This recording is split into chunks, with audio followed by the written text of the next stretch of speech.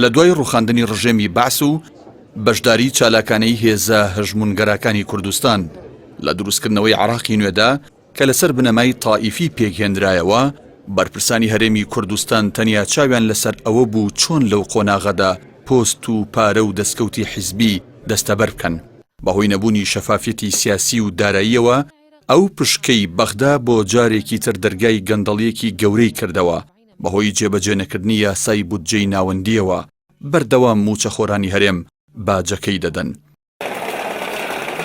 لەوەها کەشێکی شڵەژاوی ئابووریدا کە داهاتەکان لە تاریکیدان و چەندین ساڵە هەرێم خاوەنی پرۆژەی یاسایی بودجە نیە و پەرلەمان بە هیچ شێوەیەک ناتوانێت چاودێری داهات و خەرجەکانی حکوومەت بکات لە بناغەوە زەمینەی ئابووری سربەخۆ خاپور کراوە.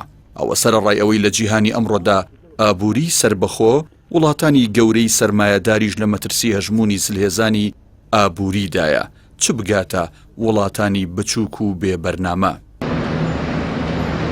لەو هەلومەرجەی کە هەرێم نەیدەویست پابەندیەکانی بە یاسای بودجەی ناوەندیەوە جێبەجێ بکات، پێشنیازی ئابووری سربەخۆیان هێنایە گۆڕێ.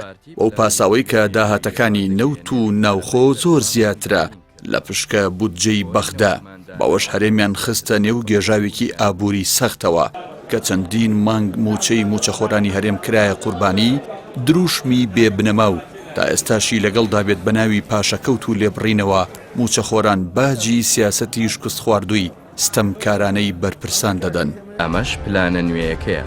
ئابووری سربەخۆ بەو شێوەیە دەبێت کە سەرەتا بنەماکانی دەوڵەتداری لە سیاسەت و دامەزراوە نیشتیمانیەکان بوونیان هەبێت، واتە دامەزراوەکان لە سەروی بەرژەوەندی حیزب و لایەنە سیاسیەکانەوە بێت، نەک بەم شێوەیە کە هەموو دامەزراوەکان بە حیزبی و بنەماڵەیی کراوە.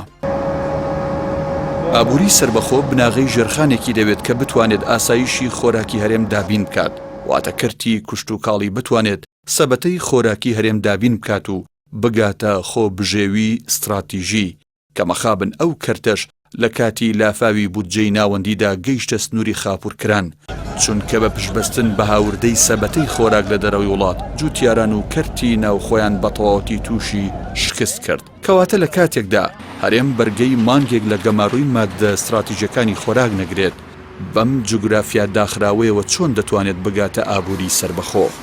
هەروەکو لە دوای ڕیفراندۆمەوە دیتمان تەنیا هەڕەشەی گەمارۆ چۆن بازاڕەکانی هەرێمی تووشی شڵەژانی گەورە کرد.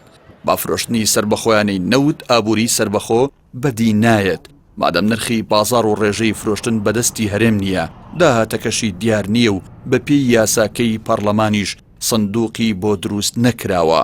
ئەوە جگە لەو مەترسیی کە فرۆشتنی نەوت لە ڕووی دەستوریەوە کێشەی تێدایە، چونکە لە چوارچەوەی داهاتە فیدراڵیەکاندایە و دەبێت بچێتەوە خەزێنەی ناوەندی. ئەگەر تا ئێستا هاوکێشە نێودەوڵەتیەکان و بێهێزی بەغدا ڕێگر بوون لەوەی گوشار بخرێتە سەر هەرێم، لە هەر گۆڕانکارێکی چاوەڕوانکراوی دوای پاشەخشەی ئەو وڵاتانەدا وەکو لە ئەفغانستان ڕوویدا، ئەگەری گوشارەکان جددیتر دەردەکەون.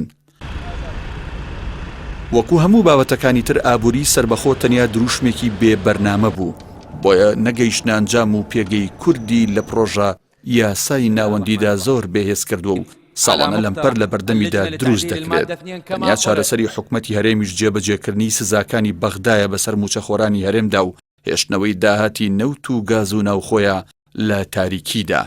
لە کاتی ساپاندنی سزاکانیشدا دروشمە کۆنەکانی ناسیۆنالیستی کوردی بەرز دەکرێتەوە و خۆیان لەو ڕاستیانە دەبوێرن کە مەخابن ئەوە ئەوانن پابەنین بە بەڵێن و واژۆکانیان و ناوبانگی کوردیش لەکەدار دەکەن.